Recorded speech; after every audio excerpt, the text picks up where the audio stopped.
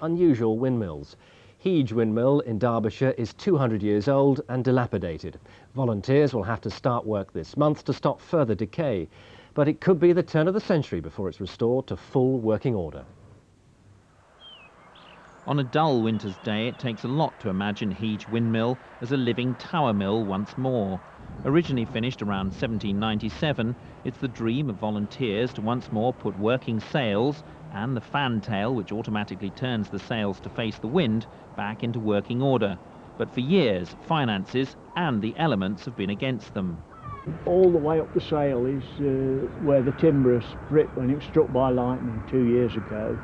And there's a big piece came off the end of it, and it's lying on the side of the mill over here.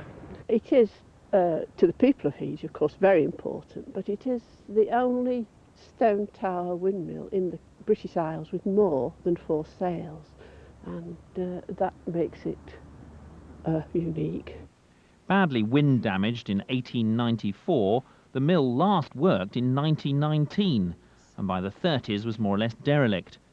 In the 70s it had some repairs which saved it from total collapse, but didn't approach full restoration of the mill or the old kiln which dried the corn for milling.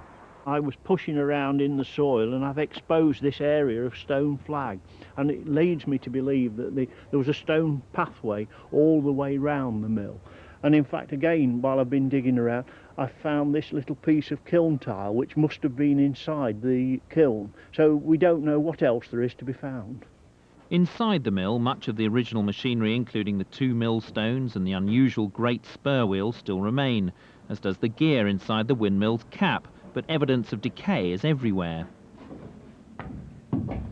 If you look across there, Alan, there's some more water running down. Oh yes, I can see it. Yeah. The mill, a Grade 2 listed building, is owned by Derbyshire County Council, but it's hoped full restoration funds of over £100,000 can be obtained through this bid to the National Lottery.